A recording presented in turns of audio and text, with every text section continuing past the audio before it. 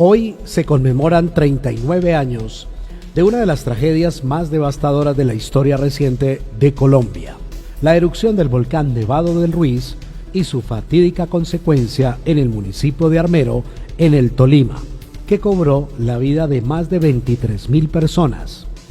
Aquel 13 de noviembre de 1985, un torrente de lodo y escombros arrasó la ciudad, dejando en su camino no solo muertes, sino también un vacío profundo en la memoria colectiva del país. A las 3 de la tarde del 13 de noviembre, el Nevado del Ruiz, un volcán situado a 5.300 metros sobre el nivel del mar, comenzó a liberar una serie de erupciones que generaron un derretimiento masivo de la nieve acumulada en su cumbre. La mezcla de agua, cenizas y rocas descendió rápidamente por sus laderas, inundando con la furia las poblaciones cercanas. Armero, ubicada a unos 50 kilómetros del volcán, fue la más afectada. La tragedia sorprendió a los habitantes, quienes no fueron alertados con suficiente antelación sobre la magnitud del desastre. Hoy se conmemoran 39 años de una de las tragedias más devastadoras de la historia reciente de Colombia, la erupción del volcán Nevado del Ruiz y su fatídica consecuencia en el municipio de Armero, que cobró la vida de más de 23.000 personas. Aquel 13 de noviembre de 1985, un torrente de lodo y escombros, conocido como la Ares, arrasó la ciudad, dejando en su camino no solo muertes, sino también un vacío profundo en la memoria colectiva del país. A las 3 de la tarde del 13 de noviembre, el Nevado del Ruiz comenzó a liberar una serie de erupciones que generaron un derretimiento masivo de la nieve acumulada en su cumbre. La mezcla de agua, cenizas y rocas descendió rápidamente por sus laderas. Hoy, 39 años después, los sobrevivientes y los colombianos en general recuerdan a las víctimas de esta tragedia. Cuando la noticia se produce, Caracol se la comunica. Extra. Ofrecemos en Caracol un boletín extraordinario de última hora. Pues que Armero quedó arrasado en casi el 100% quedó arrasado Armero. ¿Qué tipo de descripción podría hacer sobre lo que observó? Vea, es decir, eso quedó todo lodo, borró casas, borró todo. Es decir, desapareció todo el mundo. Yo creo que habrán ni un 5% estará con vida de lo que era Armero. Pero usted podría hablar de cuántas personas muertas. Vea, ¿sabe qué, Jorge? La mejor forma es que averigüen cuántos habitantes tenía Armero y de ahí saquen la cuenta de que no hay siquiera un 2% de los habitantes sobrevivientes. De resto casi todos murieron.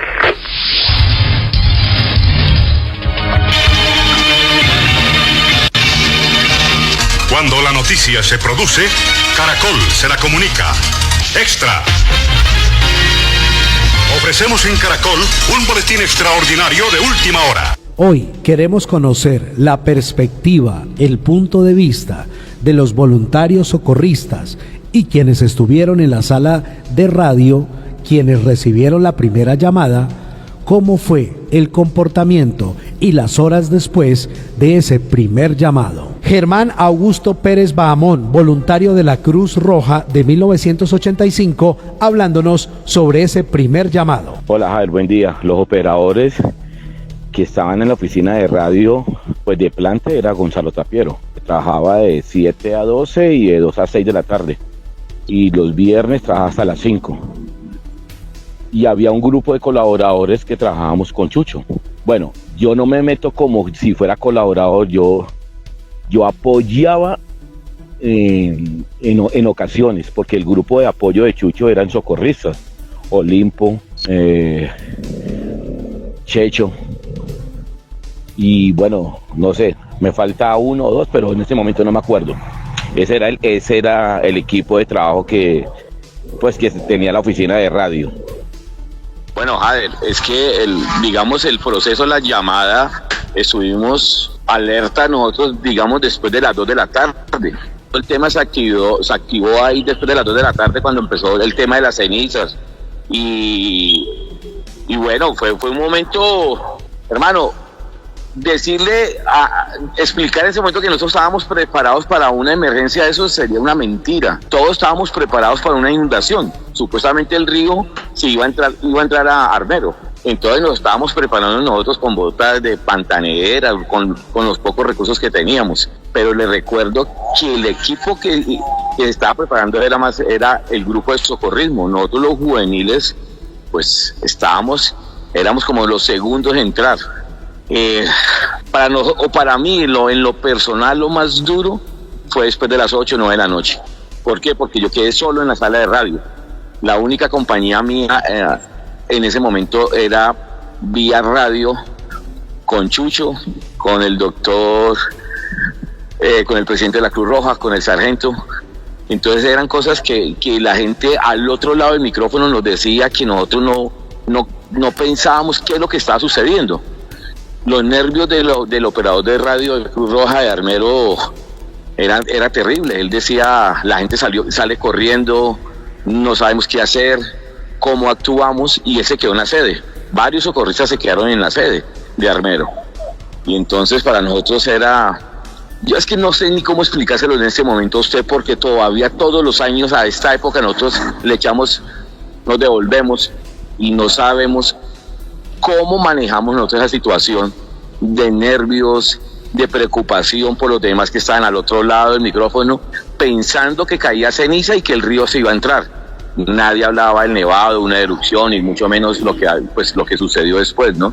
Se pensaba, después sí fue la etapa. Se pensaba, dígame, por ejemplo, cuando uno recibía las llamadas de emergencia como si fuera una simple lluvia, y lo que uno hacía era tomar los apuntes en el libro de guardia que estaba ahí en el comité de emergencias, pero que de ahí no iba a pasar, y que luego nosotros le avisábamos a las entidades de socorro para que fueran a atender eso. Más o menos es como la visual que ustedes tenían desde la sala de radio. No, pero recuerde que nosotros no teníamos sala de radio con las otras instituciones. Nosotros teníamos la sala Cruz Roja Ibagué con Cruz Roja Armero, Cruz Roja Líbano, Cruz Roja Honda. Esa era la forma de comunicarnos nosotros, ¿correcto?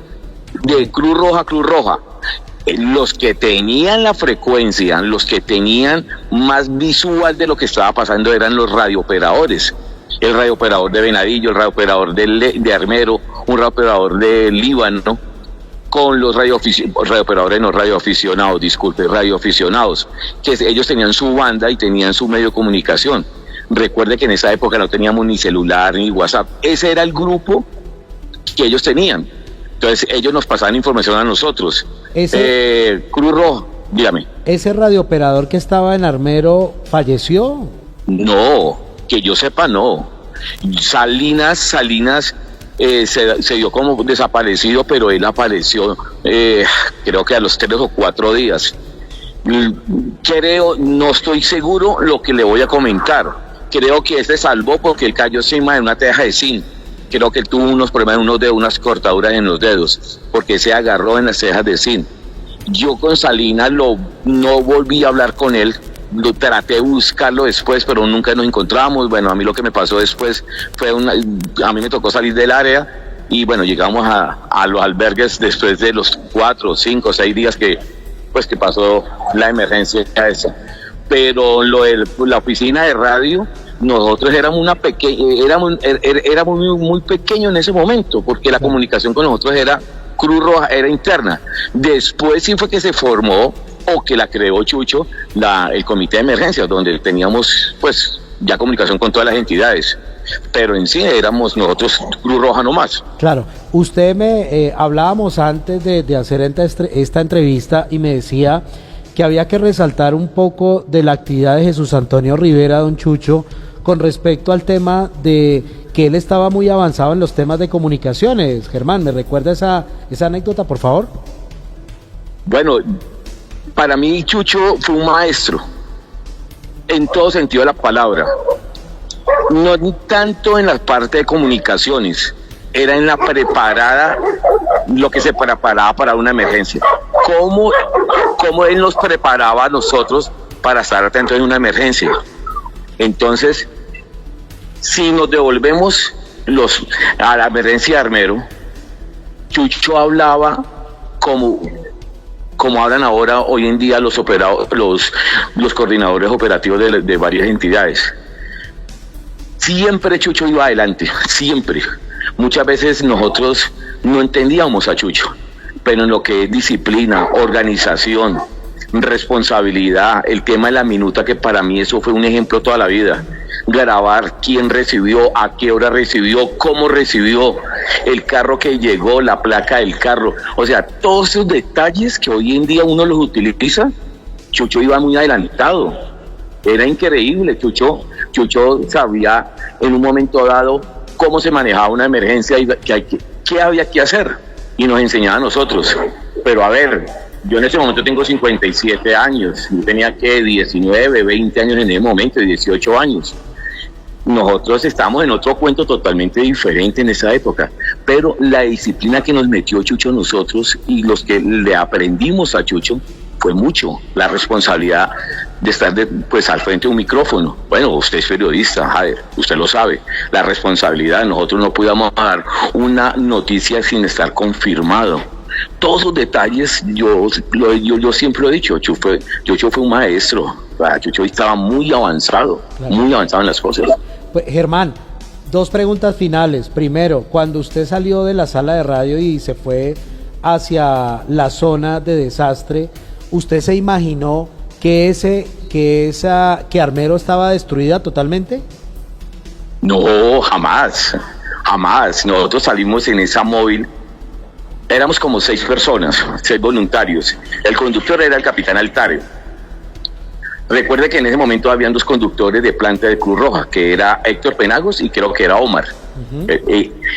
Ellos vivían, pues, ya no había teléfono, había que ir a buscarlos. En ese momento llegó el capitán Altario y salimos. Nosotros nos pusimos unas botas pantaneras, nos pusimos unos impermeables y salimos a una inundación. Y llevábamos un librito como para hacer los censos. A eso íbamos nosotros, a apoyar a la Cruz Roja de Armero. Pero hay una cosa curiosa que a nosotros nos pasó cuando íbamos vía Alvarado, vía Salado, era que salían carros del norte y nos decían que nos devolviéramos. Y nadie entendía eso. Cuando nosotros llegamos al sitio, supuestamente a Armero, porque no llegamos a Armero, nosotros llegamos creo que a Guayabal o a Lérida, porque no había paso. Nosotros nos bajamos y fue algo muy curioso, el agua estaba caliente. El agua era caliente.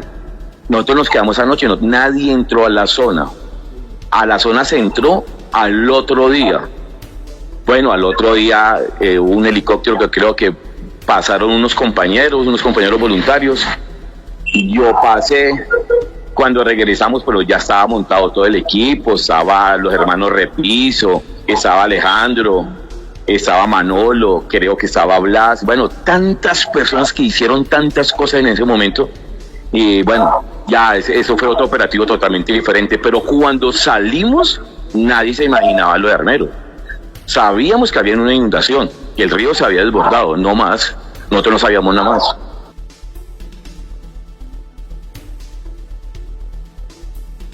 Inicialmente estábamos pues en sede. Salí como a las 4 o 5 de la mañana a Armero. Ya los compañeros que estaban en la avanzada estaban esperándonos. Y bueno, listo.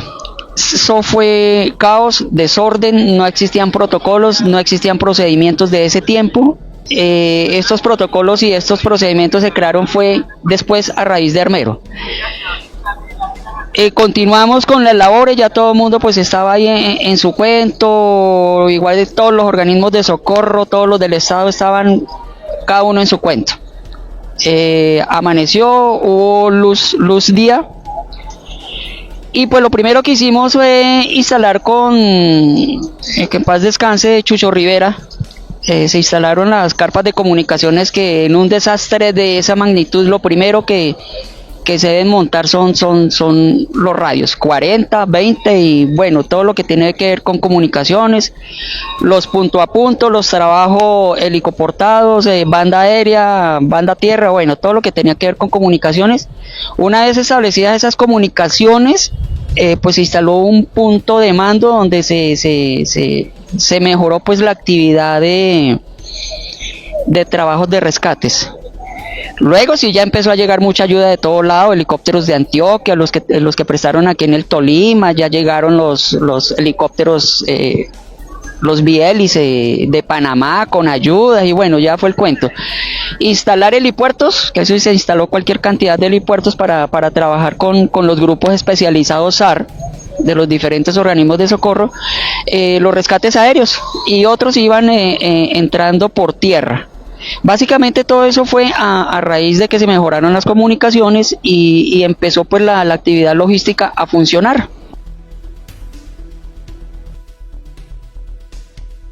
En ese tiempo pues la Cruz Roja tenía pues su base de comunicaciones muy mínima, ¿no? Unos radios pequeños, pero Don Jesús sí andaba a la vanguardia en comunicaciones en ese tiempo.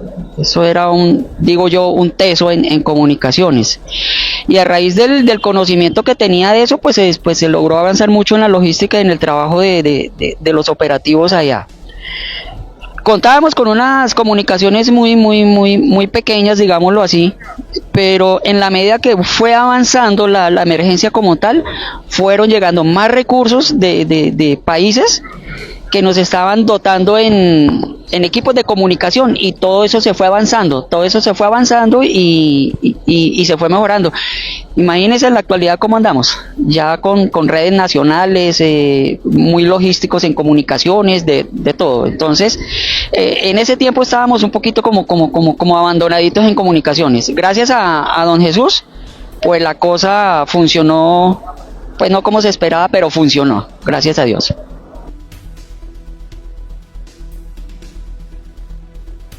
Claro, sí, en base al desorden, el caos y la impotencia que teníamos en ese tiempo porque no sabíamos cómo actuar ni cómo proceder.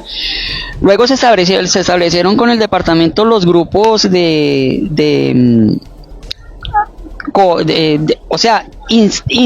interinstitucionales.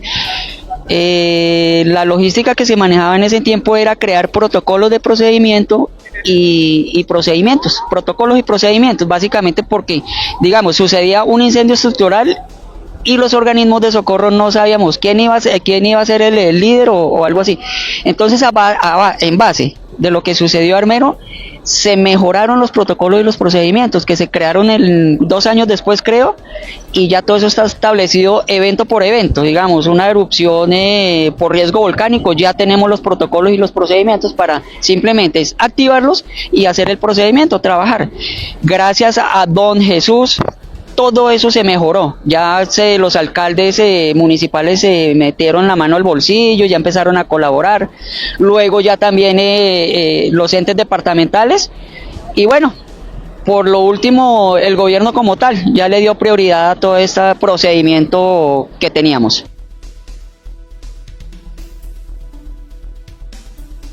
Inicialmente, llegando a Armero, yo colaboré como camillero en los helipuertos. Una vez organizados los helipuertos, trabajamos como camilleros. Luego ya me colocaron como, digámoslo así, señalizador para que las naves llegaran a los helipuertos, que les diera la aproximación con radio ya instalado, banda tierra aire, con los helicópteros o las naves que llegaban sobre todo helicópteros, los que llegaban a los helipuertos. La anécdota más especial, aparte de las que vivimos allá, pues de dolor, mucho dolor, sacando pues afectados, me tocó recibir llegaron dos helicópteros de Panamá, el Chinook, 2 de Panamá. Y yo pues llegaron a las 10 de la noche y yo recibiéndolos porque ellos traían con una potencia de luz impresionante. Entonces ya me enfocaron y se fueron acercando poquito a poco, y la presión de las hélices, de las 2 hélices, pues cada vez generaba más fuerza. Me tocó arrodillarme y me rodó la presión la fuerza de las hélices. No, eso me rodó como 1 o 2 metros. Ahí sí, como dice el cuento, me levanté, me sacudí y seguí con el cuento.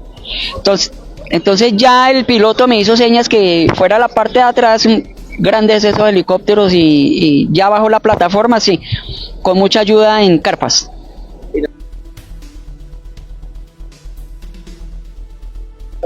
Jader, la verdad es que salimos de acá y uno sale primero con ese nerviosismo, porque ya la magnitud de la tragedia estaba.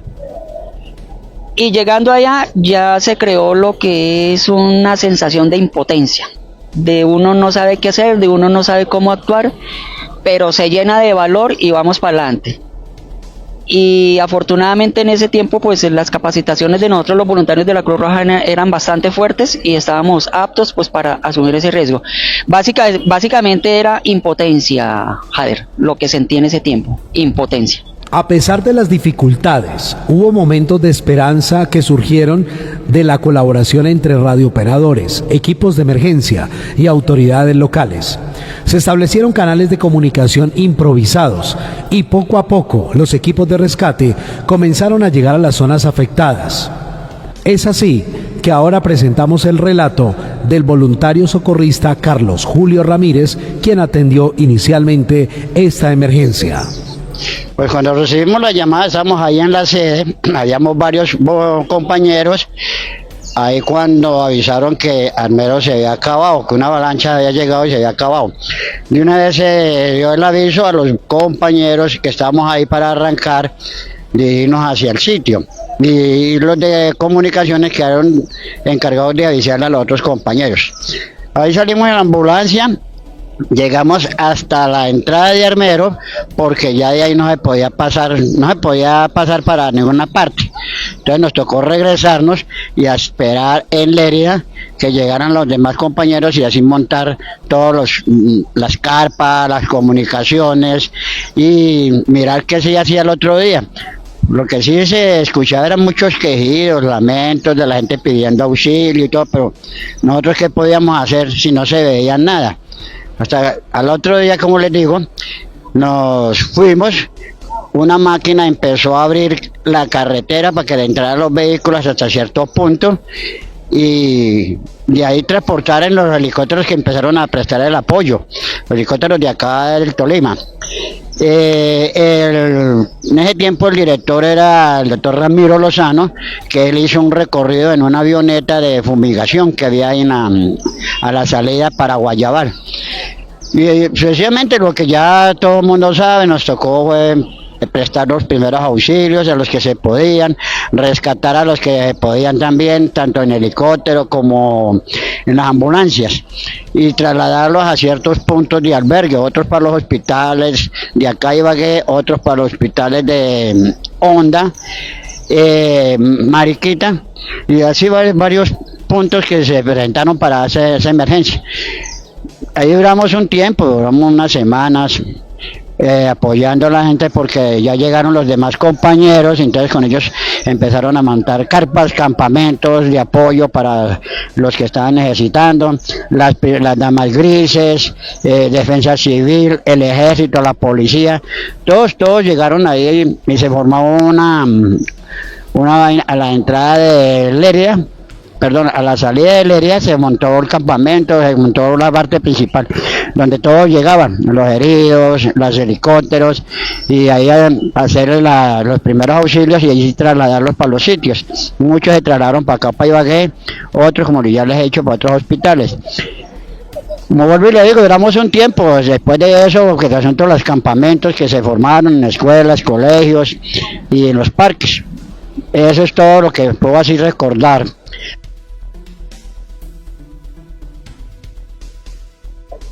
No, eso no había imaginación de ninguno, los que estábamos allá o que estaban ahí. Simplemente cuando llegamos, pues nosotros pensamos que era solamente la entrada, que era que estaba ahí, póngale usted hasta la mitad de donde era la agencia de Rápido Tolima. Pero cuando ya ingresamos, que nos dimos cuenta que era totalmente hasta el hospital, que estaba la avalancha. estaba hasta la parte de abajo, bien abajo, donde dice vulgarmente la zona roja. Hasta ahí estaba la avalancha y ahí nos dimos cuenta. El cementerio, todo se había acabado y la gente por ahí encaramada en los árboles.